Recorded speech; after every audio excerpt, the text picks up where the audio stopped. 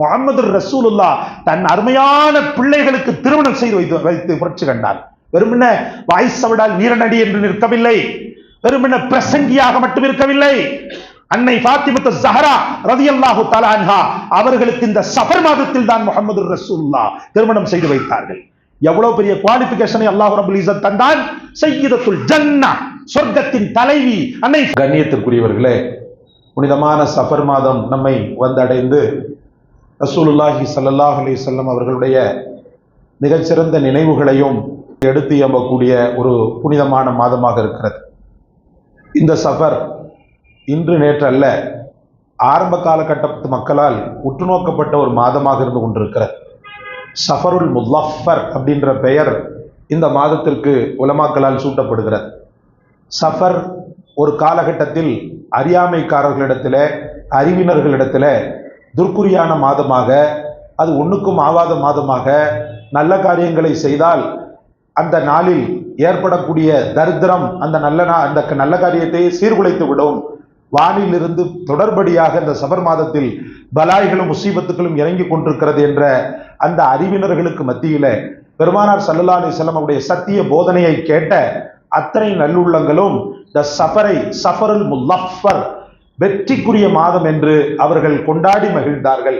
அறிவியனர்கள் இன்றும் கூட இந்த சஃபர் ஒரு துர்க்குரியான மாதம், ஒரு தரித்திரம் பிடித்த மாதம், பீடை மாதம் என்று இன்னும் இந்த அறிவியனர்கள் இந்த சஃபரை ஒரு ஒதுக்கப்பட்ட நாளாக, ஒதுக்கப்பட்ட மாதமாக பாவித்து வருகின்றனர். அல்லாஹ் அந்த மக்களுக்கு ஹிதாயத்தை தருவானாக. ஏன்னா பெருமானார் ஸல்லல்லாஹு அலைஹி வஸல்லம் அவர்கள் ஆரம்ப காலகட்டத்திலேயே இந்த மூட பழக்க வழக்கங்களைத்தான் முதலில் தீ வைத்து கொளுத்தினார்கள். தீனுல் இஸ்லாத்தை மக்களுக்கு மத்தியிலே கொண்டு வரும்போது அந்த மக்கள் இருக்கக்கூடிய அறியாமை மௌட்டிக பழக்க வழக்கங்களை தீ வைத்து கொளுத்தி அவர்களை பரிசுத்தப்படுத்திய பிறகு, அவர்களை புனரமைத்த பிறகுதான் தீனுல் இஸ்லாத்தை அந்த மக்களுக்கு அப்படியே கையில் எடுத்து வந்து கொடுத்தாங்க. ஊறி போய் கிடந்தான், மூட பழக்க வழக்கங்கள்ல ஊறி போய் கிடந்தார்கள். மரம், மட்டை, கல், மண், வானம், பூமி, தாய், தந்தை, மனிதன் இவைகளை தெய்வமாக நினைப்பது மட்டுமல்ல, இன்னும் ஊறி போன சிக்கியத்தான பழக்கங்கள் அந்த மக்களிடம் இருந்து விடுபட முடியாமல் இருந்தது. சகோதரர்களே, விடுபட முடியாமல் இருந்தது. புதிதாக இஸ்லாத்தை ஏற்றுக்கொண்ட சஹாபாக்களில் ஒரு குழு ஹுனைன் யுத்தத்திற்காக புறப்பட்டு செல்கிறது. ஹுனைன் ஒரு மகா பெரிய போர். அது அந்த போருக்காக புறப்பட்டு செல்லக்கூடிய சமயத்தில் அங்கே காபிர்கள் வித்தியாசமான ஒரு பழக்கத்தை மேற்கொள்வதை அந்த முஸ்லிம்கள் பார்க்கிறார்கள். அதாவது தீனுல் இஸ்லாத்தை புதிதாக ஏற்றுக்கொண்ட மக்கள் பார்க்கிறார்கள். என்ன பழக்கம் அப்படின்னு சொல்லி பார்த்தீங்கன்னு சொன்னா, தாத்த அன்வாத் அப்படின்னு சொல்லிட்டு ஒரு இலந்தை மரம் ஒன்று இருந்தது. அந்த இலந்தை மரம் காபிர்களுக்கு ஒரு பெரும் ஒரு போதி மரத்தை போல, ஞானம் தரக்கூடிய மரத்தை போல, பரக்கத்து தரக்கூடிய மரத்தை போல திகழ்ந்தது. என்ன பண்ணுவாங்கண்டா, தங்களுடைய பொருட்களை எல்லாம் அந்த மரத்துல தொங்க போடுவாங்க. தொங்க போடுறது மட்டும் இல்ல, உச்சகட்டமா அந்த மரத்தை நேசித்து அந்த மரத்தடியிலேயே உட்கார்ந்துடுவான். ஏத்திகாஃப் இருப்பான். ஆக்சுவலா அது ஒரு மஸ்ஜிது போல பாவித்து அந்த தாத்துல் அன்வாத்ன்ற அந்த மர நிழலிலே ஒரு நாள், 2 நாள், 3 நாள் என்று சொல்லி சாப்பாடு, போக்குவரத்து, அங்கேயே தங்குதல், அங்கேயே தூங்குதல், அங்கேயே எல்லா சூழ்நிலைகளையும் அமைத்துக் கொள்ளுதல் அப்படின்ற மாதிரி அது ஒரு புனித மரமாக பாவிக்கப்பட்டு வந்தது. சஹாபாக்கள் அதை பார்க்கும் போதெல்லாம் அவர்களுக்குள் இந்த பழைய ஞாபகம் எட்டி பார்த்தது. தீனுல் இஸ்லாத்தில் வந்து விட்டார்கள், மௌட்டிக பழக்க வழக்கங்களில் இருந்து விடுபட்டு விட்டார்கள். ஆனாலும் சில நேரத்தில் இந்த இயற்கை குணம் மாறாது என்று சொல்லுவாங்க இல்லையா, தபியத்து மாறாது. அதான் சொல்லுவாங்க, ஊசி முனையில ஒட்டகம் நுழையல அப்படின்றத நீ நம்புறியோ நம்பலையோ, ஒருத்தனுடைய இயற்கை குணம் மாறிடுச்சு அப்படின்றத நீ நம்ப கூடாது என்று சொல்லுவாங்க. ஆனால் தீனுல் இஸ்லாம் அப்படிப்பட்டது அல்ல, இயற்கை குணத்தையே மாற்றிவிடும். விஷயத்திற்கு வருகிறேன். சஹாபாக்கள் அந்த குழுமம் பெருமானார் ஸல்லல்லாஹு அலைஹி வஸல்லம் இடத்துல சென்று, யா ரசூலல்லாஹ், எங்களுக்கு ஒரு ஆசை இருக்கிறது அப்படின்னு சொன்னாங்க. என்ன ஆசைன்னு சொல்லிட்டு பெருமானார் ஸல்லல்லாஹு அலைஹி வஸல்லம் கேட்கும்போது, எங்களுடைய முன்னோர்கள், மாற்று மதத்தவர்கள் எல்லாம் இந்த தாத் அன்வாத் இலந்தை மரத்தை, முள் மரத்தை ஒரு புனிதமான ஒன்றாக கருதி அதில் ஆயுதங்களை தொங்க போட்டு தன் வீட்டு பொருட்களை தொங்க போட்டு அதுல ஏத்திக்காப் இருந்து ஒரு காரியத்தை நடத்தி முடிக்கணும்னு சொன்னா அந்த மரத்தடியில வந்து இருந்துட்டு போனா போதும் அந்த காரியம் சக்சஸ் ஆயிடுது. அந்த மாதிரி எங்களுக்கு ஒரு தாத்த அன்வாத்த ஒரு பரக்கத்தான ஒரு இடத்தை நீங்க ஏற்படுத்தி கொடுத்தீங்கன்னா ரொம்ப நல்லா இருக்குமேன்னு சொல்லிட்டு கேட்டாங்க. முகம் ஜிவு ஜிவு என்று மாறிவிட்டது முகமது ரசூலுல்லாவுக்கு. சொன்னாங்க, ஐயாமுல் ஜாஹிலியத் என்று சொல்லக்கூடிய மடமை காலம், அதிலும் குறிப்பாக மூசா நபியினுடைய கூட்டம் அவரிடத்துல கேட்டதை போல நீங்கள் கேட்கிறீர்கள். அந்த பனி இஸ்ரவேலர்கள் என்ன கேட்டார்கள் தெரியுமா? எல்லாருக்கும் ஒவ்வொரு கடவுள் இருக்குது, ஒவ்வொருத்தன் 6 கடவுள் வச்சு வணங்கிக்கிட்டு இருக்கிறான், எங்களுக்கும் அதே போல 1-2 கடவுளை ஏற்படுத்தினா என்னன்னு மூசா அலைஹிஸ்ஸலாம்கிட்ட கேட்டானுங்க. அது மாதிரிதான்ப்பா நீங்க கேட்குறீங்க. இந்த மார்க்கம் எப்பேற்பட்ட மார்க்கம் தெரியுமா? எவ்வளவு தூய்மையான மார்க்கம் தெரியுமா? அல்லாவை நம்பி ரப்பின் மீது மிகுந்த தவக்குலை ஒருவன் எந்த தேசத்திலிருந்து வைத்தாலும், எந்த உலகத்திலிருந்து வைத்தாலும், அவன் மைய புள்ளி அல்லாஹ் மட்டுமே. அவன் இங்க அங்க பள்ளிவாசல்ல அப்படிலாம் கிடையாது. ஒருத்தனுக்கு கால் நடக்க முடியல, அவன் ஒரு ஹேண்டிகேப்ட், பள்ளியில வந்து தொழக்கூடிய ஒரு வசதி இல்லை, படைத்தவனை அவன் வீட்டில் இருக்கக்கூடிய உள் ரூமில் வைத்து பூஜிக்கிறார், படைத்தவனை அங்கே வைத்து நினைக்கிறார், அல்லாஹ் அல்லாஹ் என்று அழுது பிராபலிக்கிறான். காபாவுக்கும் போக முடியவில்லையே, என் ரப்பை தரிசிக்கக்கூடிய, என் ரப்பின் ஆலயத்தை தரிசிக்கக்கூடிய வாய்ப்பு எனக்கு கிட்டவில்லையே, நான் ஒரு மாற்றுத்திறனாளியாக ஒரு ஹேண்டிகேப்டாக ஆகிவிட்டேனே என்று மருகுகிறான். அவன் நியத்துக்கொப்ப அவன் வீட்டினுடைய உள்ரூமே அவனுக்கு அல்லாஹ் கிடைக்கக்கூடிய புகலிடம். சகோதரர்களே, அல்லாஹ்வை அடையக்கூடிய மிகச்சிறந்த இறை இல்லம் முடியாதவனுக்கு. அப்படி இருக்கையில இப்படி ஒண்ணு அப்படி ஒண்ணுதான் அப்படின்றதெல்லாம் இல்லப்பா அப்படின்னு அந்த மக்களுக்கு புரிய வச்சு, அந்த ஐயாமுல் ஜாஹிலியத்தினுடைய அந்த மௌட்டிக பழக்க வழக்கத்திலிருந்து அந்த மக்களுக்கு தூய ஒளியை காட்டினார்கள் முஹம்மது ரசூலுல்லாஹ் ஸல்லல்லாஹு அலைஹி வஸல்லம். அன்பிற்குரியவர்களே, பெருமானார் ஸல்லல்லாஹு அலைஹி வஸல்லம் அவர்கள் மௌட்டிகத்தை எதிர்க்கக்கூடியவனை பரக்கத்தாக சொன்னார்கள். மூட பழக்க வழக்கத்தை எங்க முன்னோர்கள் செய்தாங்க அப்படின்னு செய்யாம, அல்லாஹ் ரசூல் பெரியார்கள் நமக்கு என்ன பாதையை காட்டி தந்தார்களோ அந்த பாதையில் தான் நான் நிலைத்திருப்பேன் என்பவனுக்கு பெருமானார் ஸல்லல்லாஹு அலைஹி வஸல்லம் அவர்கள் செய்த சுப சோதனம் என்ன தெரியுமா? 70,000 சொர்க்கவாதிகள், குறிப்பிட்ட நபர்கள் பாத்தீங்கன்னா 70,000 தான் சொர்க்கத்துல நுழையக்கூடிய தௌஃபீக் 70,000 நபர்களுக்கு கிட்டும். அந்த 70,000 நபர்களுடைய தபியத்தை, அவருடைய கேரக்டரை பெருமானார் ஸல்லல்லாஹு அலைஹி வஸல்லம் அவர்கள் விவரிக்கும் போது அவர்கள் மந்திரிக்க மாட்டார்கள். அதாவது மந்திரிக்க மாட்டார்கள்னா அல்லாஹ்வுடைய வசனங்களை வைத்து மந்திரிக்கிறது இல்லை, மாற்று மத கலாச்சாரங்களை காப்பி எடுக்கக்கூடிய விதத்தில் சிலைகளை வைத்து, சிலைகளின் நாமங்களை வைத்து மந்திரிப்பது, அந்த மாதிரி காரியங்களை பண்ண மாட்டாங்க.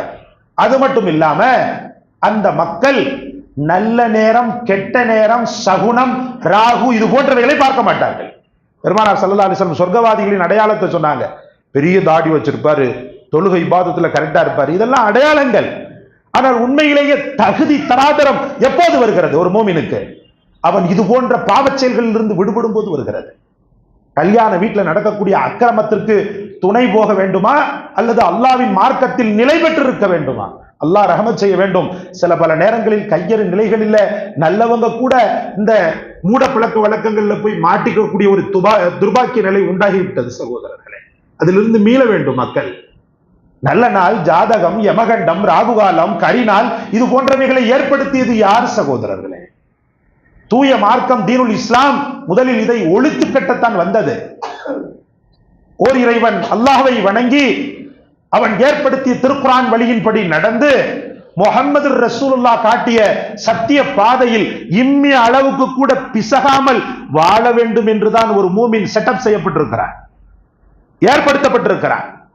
ஆனால் இன்று சஃபரை பீடையாக நடக்கக்கூடிய அந்த துர்பாக்கியம் நம்மல்ல ஒரு 40% மக்களுக்கு இருக்கிறது. சஃபர் மாசம் கல்யாணம் பண்ணவே மாட்டாங்க. எவ்வளவு பயான நீங்க கேட்டாலும் சரி, கேட்டுட்டு போவாங்க, போய் வீட்டுல போய் சொல்லுவாங்க, கல்யாணம் இப்ப வச்சுக்கிட்டா என்னப்பான்னு சொல்லி சொல்லுவாங்க. அப்ப மனைவி என்ன செய்யும், எங்க அம்மா அப்பா இதை இந்த மாசம் வைக்கக்கூடாதுன்னு சொல்றாங்க, பெரியவங்க வார்த்தையை நம்ம கேட்கணுமா இல்லையா? என்னப்பா இப்படி சொல்ற? ஆமா, உங்க பேச்ச கேட்டா அவ்வளவுதான், ஹசரத்து சொன்னாரு, ஆட்டுக்குட்டி சொன்னாருன்னு சொல்றீங்க. சஃபர் மாதம் கல்யாணம் பண்ணி எத்தனை பேருடைய வாழ்க்கை நிர்மூலமா இருக்கு தெரியுமான்னு சொல்லி ஒரு குண்டை தூக்கி போடுவான். அப்ப இந்த நல்ல மூசா என்ன செய்வான்? நல்ல சூஃபியா தான் போவான். போய் ஆக்ரோஷமா பயானுடைய அந்த பூஸ்டோட தான் போவான். அங்க போய் அவ கொடுக்கக்கூடிய அந்த இது இருக்குது பாருங்க, அதுலயே ஆக்ஷன்லயே எல்லாமே போயிடும் அவனுக்கு. சரி போ, சஃபரை விடு, சஃபர் மாசம் பீட மாசம் நான் சொல்லல, ஏதோ எல்லாரும் சொல்றீங்க, நான் சொல்லல. அதாவது ஹைக்கி நைக்கின்னு வாங்கல உருதுல, ஹைக்கி நைக்கி இல்ல, சஃபர் மாசம் நல்ல மாசம் தான், சரிப்பா கல்யாணம் வைக்க வேண்டியது தானே. கல்யாணம் எங்க முன்னோர்கள், எங்க பெரியவாப்பா, எங்க தாதா, எங்க நானா அப்படின்னு ஆரம்பிச்சிருவான் சகோதரர். இந்த தாதாவும் நானா உங்களை கூட்டு போறது கிடையாது சொர்க்கத்துக்கு. உங்க கையை பிடிச்சி சொர்க்கத்துக்கு கூட்டு போறது ஒரே ஒரு ஜீவன் மட்டும்தான், முஹம்மதுர் ரசூலுல்லாஹ். உங்களுடைய கரங்களை பிடித்து கூட்டு போவது யாரு சொர்க்கத்திற்கு? உங்களுக்கு வழிகாட்டிய மூதாதையர்கள் அல்ல, இது போன்ற கேடுகட்ட பழக்க வழக்கங்களை ஏற்படுத்தி சென்றுவிட்ட முன்னோர்கள் அல்ல. முஹம்மதுர் ரசூலுல்லாஹ் உங்களுடைய கரம் பிடித்து அழைத்து செல்வார்கள், அந்த முஸம்மில் அழைத்து செல்வார்கள். அந்த ரசூலுடைய வார்த்தை கேட்க வேண்டுமா இல்லையா? அவர்கள் சொல்கிறார்கள், லா சஃபர் வலா தீரா. சஃபர பீடையா நினைக்கிறது இந்த இஸ்லாத்துல கிடையாது. அதே போல பரவ ஜோசியம் என்பது இந்த இஸ்லாத்துல கிடையாது. பரவ ஜோசியம் ஒரு காலத்துல கொடிகட்டி பறந்தது அரபுலகத்துல. இன்னைக்கு அது மருவி மருவி மருவி தேஞ்சு தேஞ்சு தேஞ்சு போய்தான் ஒரு டப்பாக்குள்ள கிளிய போட்டு கொண்டு போறான் பாருங்க. அந்த காலத்துல பாத்தீங்கன்னு சொன்னா பறவை ஜோசியம் ரொம்பவுமே கொடிகட்டி பறந்தது, ஹை லெவல்ல கொடிகட்டி பறந்தது. பறவைகள் எங்கே நோக்கி செல்கிறதோ, எதை நோக்கி செல்கிறதோ அந்த காரியம் உருப்படும் சொல்லி நம்பிச்சு இந்த சமூகம். அதையெல்லாம் முஹம்மது ரசூலுல்லாஹ் தடை செய்றாங்க. ஷவ்வால் மாசத்தை அப்படி திட்டுவானுங்க. ஷவ்வால் ஒரு தர்திரமிக்க மாதம் அப்படின்னு சொல்லிட்டு ஷவ்வால் மாசத்தையும் அந்த அரபுலகம் கேவலமாக நினைத்தது. முஹம்மது ரசூலுல்லாஹ் தன் அருமையான பிள்ளைகளுக்கு திருமணம் செய்து வைத்து புரட்சி கண்டார். வெறுமனே வாய்சவடால் வீரநடி என்று நிற்கவில்லை, வெறுமனே பிரசங்கியாக மட்டும் இருக்கவில்லை. அன்னை ஃபாத்திமா ஸஹ்ரா ரலியல்லாஹு தஆலா அன்ஹா அவர்களுக்கு இந்த சஃபர் மாதத்தில் தான் முஹம்மது ரசூலுல்லாஹ் திருமணம் செய்து வைத்தார்கள். எவ்வளவு பெரிய குவாலிஃபிகேஷனை அல்லாஹ் ரப்பல் இஸ்ஸத் தந்தான். சய்யிதத்துல் ஜன்னah, சொர்க்கத்தின் தலைவி அன்னை ஃபாத்திமா. உலகத்தார் அத்தனை பெண்களுக்கும் ஷஃபாத் செய்யக்கூடிய பாக்கியத்தை அல்லாஹ் அன்னவர்களுக்கு தந்தார். உலகத்தில் ஃபாத்திமா ஃபாத்திமா என்று எத்தனை கோடியை நீங்கள் பார்க்கிறீர்கள். அத்தனை பேரும் ஃபாத்திமா நாயகியின் மீதுள்ள அந்த இம்ப்ரஸ், அந்த ஆர்வத்தில் தானே அவர்களுடைய பெயரை தன்னுடைய மகனுக்கோ அல்லது பேத்திக்கோ வைக்கிறார்கள். உலகத்தின் வாழ்க்கையில் வேணா கொஞ்சம் எளிமையாக அவர்கள் வாழ்ந்திருக்கலாம், ஆனால் மறுமையில் மிகச்சிறந்த மகாராணி. அந்த மகாராணிக்கு மகுடம் சூட்டிய நாள் எந்த நாள்? இந்த சஃபர். அதனால் தான் சொல்லப்படுகிறது அரபுகளால் சஃபருல் முல்லாஃபர், வெற்றிக்குரிய மாதம். இது ஒரு வெற்றிக்குரிய மாதம். இத போய் நீங்க தப்பா நினைக்கலாமா? சில பேர் என்ன சொல்றாங்கடா, அந்த சஃபர் மாசத்துல தான் பெருமானார் ஸல்லல்லாஹு அலைஹி வஸல்லம் அவர்களுக்கு நோய் ஏற்பட்டுச்சு, நோய் ஏற்பட்டதுக்கு கஷ்டமா தானே இருக்குது, இந்த மாசத்துல ரசூலுல்லாஹி ஸல்லல்லாஹு அலைஹி வஸல்லம் அவர்களுக்கு முடியாம போச்சு. நான் என்ன சொல்றேன், சஃபர் மாசம் முடியாம போச்சு சரி, துஷ்ட நாள் ரபியுல் அவ்வல்ல இறந்துட்டாங்களே ரசூலுல்லாஹ். ரபியுல் அவ்வல் என்ன செஞ்சிட்டாங்க ரசூலுல்லாஹி ஸல்லல்லாஹு அலைஹி வஸல்லம்? ரபியுல் அவ்வல் 12ல இந்த உலகத்தை விட்டு பிரிஞ்சிட்டாங்க. ஆனா ரபியுல் அவ்வல்ல இந்த சமூகம் எப்படி கொண்டாடி கொண்டிருக்கிறது? மௌலிது ஷரீஃப் ஓதி கொண்டாடுகிறது, கந்தூரி நடத்தி கொண்டாடுகிறது, ரசூல் ஸல்லல்லாஹு அலைஹி வஸல்லம் உடைய மீலாது ஷரீஃபை நடத்தி கொண்டாடுகிறது. உண்மையிலேயே துக்கத்தை நீ கொண்டாட வேண்டும் என்று இருந்தால் ரபியுல் அவ்வலை துக்க நாளாக கொண்டாடி இருக்க வேண்டும். ஆனால் உலகமே கொண்டாடிய அந்த உத்தமர் நம்மை விட்டு பிரிந்த நாளை கொண்டாட்டமாக எடுத்துக்கொண்டு அவர்கள் ஏதோ நோய்வாய்ப்பட்டாங்கன்றதுக்காக சஃபரை ஒரு துர்க்குறியாக, அது ஒரு துஷ்ட நாளாக நினைப்பது எவ்வளவு பெரிய அநியாயத்தின் உச்சம். பெருமானார் ஸல்லல்லாஹு அலைஹி வஸல்லம் தடை செய்தார்கள். அதுக்கு முன்னாடி பாத்தீங்கன்னா முஹர்ரத்துல ஒரு 10 நாள், அன்னைக்கு சொல்லணும்னு நினைச்சேன், நான் மறந்துட்டேன். 10 நாள் கறி மீன் சாப்பிடக்கூடாது, 10 நாள் தாம்பத்தியம் வச்சுக்கிற கூடாது. இவனா கண்டுபிடிச்சது. அந்த கிழவி எங்கன்னு தேடிக்கிட்டு இருக்கிறோம். ஏன்னா இதெல்லாம் பொம்பளை மசாலான்னு வாங்க நம்ம உஸ்தாத். பொம்பளை மசாலா இல்ல, பொம்பளை மசாலானாலே பொம்பளை தான். மஸ்அலா, மஸ்அலானா சட்டம். பொம்பளை மசாலான்னு சொல்லிட்டு சில மசாலாக்கள் இருக்குது. ஒழு செஞ்சுட்டு தொடப்பத்தை தொட்டா ஒழு முறிஞ்சிடும். அப்புறம் பாத்தீங்கன்னு சொன்னா இத்தா விட்டு பொம்பளை, இத்தா இருக்கிற பொம்பளை சூரியனை பார்த்தா இத்தா முறிஞ்சிடும். இதெல்லாம் பொம்பளை சட்டம். ரசூல் ஸல்லல்லாஹு அலைஹி வஸல்லம் சட்டமோ இஸ்லாத்துடைய சட்டமோ கிடையாது. இந்த பொம்பளை மசாலால ஒண்ணுதான் முஹர்ரம் மாசம் 10 நாள் கறிமீன் சாப்பிடக்கூடாது. ஏன்? ஹுசைன் ரலியல்லாஹு கொல்லப்பட்ட நாளாம், துக்கத்தை கொண்டாடுறதுக்கு கறிமீன் எதுவுமே சாப்பிடாம இறேன். அது என்ன கறிமீன் சாப்பிடக்கூடாது? சாம்பார் சாதத்தை விட்டு ஃபுல் மீல்ஸ் அடிக்கலாமா? நான் கேட்கிறேன். குஸ்கா சாப்பிடலாமா? கறி போடாம குஸ்கா மட்டும் சாப்பிடலாமா? நீ துக்கத்தை கொண்டாடுறதா இருந்தா 10 நாளைக்கு பட்டி கிடக்கணும். அப்ப சொல்லலாம், சரி 10 நாள் இவர் ரொம்ப துக்கமா இருக்கிறாரு, ஹுசைன் ரலியல்லாஹுடைய மரணத்துல துக்கம் தொண்டையை அடைச்சிருச்சு, அதனால அவரு பசியா இருக்கிறாருன்னு சொல்லலாம். அல்லாஹ்வோ அவன் ரசூலோ அல்லது உலமாக்களோ அல்லது ஃபுகாக்களோ அல்லது இமாம்களோ காட்டி தராத ஒரு மூட பழக்க வழக்கத்தை இந்த சமுதாயத்திற்கு காட்டி தந்தது யார்? ஆகவே அன்பிற்குரிய அல்லாஹ்வின் பெருமக்களே, தீ வைத்து கொளுத்தப்பட வேண்டிய ஒரு சூழ்நிலைகள் இவைகள் எல்லாம், தீ வைத்து கொளுத்தப்பட வேண்டிய அக்கிரமங்கள் இதெல்லாம். இன்றிலிருந்து அதில் மாற்றத்தை நாம் உண்டு பண்ண வேண்டும். ஒரே ஒரு ஹதீஸ், ஹுதைபியா, உங்களுக்கு தெரியும், அந்த ஹுதைபியா மட்டும்தான் பழமை மாறாத ஒரு அற்புதமான இடம். காபாவுக்கு போன மக்களுக்கு, மக்காவுக்கு போன மக்களுக்கு தெரியும். மற்ற இடங்கள்லாம் அப்படி இப்படின்னு சொல்லிட்டு கட்டிட்டாங்க. இந்த ஹுதைபியா மட்டும் அந்த மண் சுவர் அதையெல்லாம் பார்க்கும்போது ரசூல் ஸல்லல்லாஹு அலைஹி வஸல்லம் அவர்கள் என்னமோ அவங்களுடைய அந்த இது அப்படியே இருந்த மாதிரியே இருக்கும், நமக்கு ஒரு ஃபீலிங்கை கொடுக்கும். ஹுதைபியா மட்டும். அந்த ஹுதைபியா ஆரம்ப காலகட்டத்தில் ரசூல் ஸல்லல்லாஹு அலைஹி வஸல்லம் அவர்கள் வஃபாத்தான பிறகு ஒரு சில பேர் என்ன பண்ணாங்கடா, ஹுதைபியா அந்த ஒப்பந்தம் நடைபெற்ற இல்லையா, பையத் வாங்கினாங்க இல்லையா ரசூல்லா, அதாவது பையத் வாங்கினாங்களே, உடன்படிக்கை வாங்கினாங்களே, இப்படி பண்ணக்கூடாது, அப்படி பண்ணணும், இப்படி செய்யணும், அப்படி செய்யணும், சத்திய பிரமாணம் வாங்கினாங்களே, அந்த இடத்துல சில சஹாபாக்கள் தொழ ஆரம்பிச்சாங்க. அங்க ஒரு மரமும் இருந்துச்சு, அங்க ஒரு மரமும் இருந்துச்சு. தொடர்ந்து அது அப்படியே கண்டினியூட்டியா ஆயிட்டு இருக்குது. அபூபக்கர் சித்திக் ரலியல்லாஹுடைய காலகட்டத்திலையும் கூட்டம் கூட்டமா இந்த ஹுதைபியால போய் தொழுதுகிட்டு இருந்தாங்க. உமர் ரலியல்லாஹு வந்த பிறகுதான் இந்த தீன் எப்படிப்பட்ட தீன், இப்படி ஒரு பிதாத்தை உங்களுக்கு யார் கற்றுத்தந்தது அப்படின்னு சொல்லிட்டு உடனே ஆர்டர் போட்டாங்க. வேரோடு வேரடி மண்ணோடு அந்த மரத்தை சாய்த்து ஒன்றுமில்லாமல் ஆக்குங்கள் அப்படின்னு சொல்லி சொன்னாங்க. வேரோடு வேரடி மண்ணோடு வெட்டி சாயுங்கள் அந்த மரத்தை. அல்லாஹ்வுடைய மஸ்ஜித் இருக்கிறது, பரக்கத்தை நாடி வரலாம். ரசூலுல்லாஹி ஸல்லல்லாஹு அலைஹி வஸல்லம் மதீனா இருக்கிறது, பரக்கத்தை நாடி வரலாம். இது என்னடா புது குழப்பம், இந்த மரத்தை நாடி எல்லாரும் போய்கிட்டு இருக்கீங்க அப்படின்னு சொல்லிட்டு என்ன செஞ்சுட்டாங்க சொன்னா, அந்த மரத்தை வெட்டி வீச செய்தாங்க சகோதரர்களே. அதனால தான் திரும்ப திரும்ப சொல்கிறோம், பூனை குறுக்க போனா அந்த காரியம் உருப்படாது.